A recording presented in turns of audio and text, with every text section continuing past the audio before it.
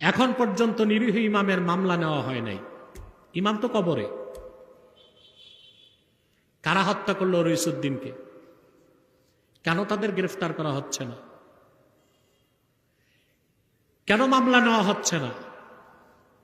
বাংলাদেশে ইমাম সাহেবদের মূল্য নাই।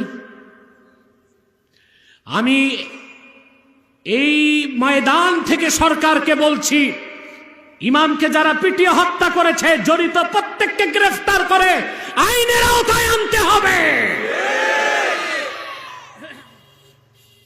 নতুবা তার চড়া মূল্য গভর্নমেন্টকে দিতে হবে। এখন পর্যন্ত নিরীহ ইমামের মামলা নেওয়া হয় নাই। ইমাম তো কবরে। কারা হত্যা করলো রইসুদ্দিনকে? কেন তাদের গ্রেফতার করা হচ্ছে না? কেন মামলা নেওয়া হচ্ছে না? বাংলাদেশে ইমাম সাহেবদের মূল্য নাই।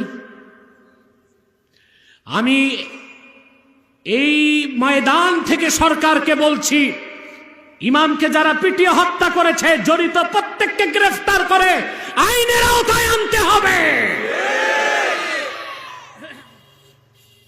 নতুবা তার চড়া মূল্য গভর্নমেন্টকে দিতে হবে।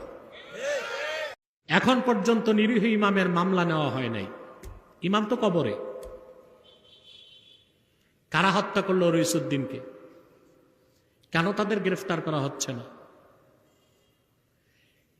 কেন মামলা নেওয়া হচ্ছে না?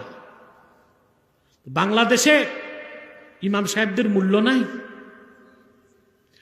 আমি এই ময়দান থেকে সরকারকে বলছি, ইমামকে যারা পিটিয়ে হত্যা করেছে জড়িত প্রত্যেককে গ্রেফতার করে আইনের আওতায় আনতে হবে, নতুবা তার চড়া মূল্য গভর্নমেন্টকে দিতে হবে।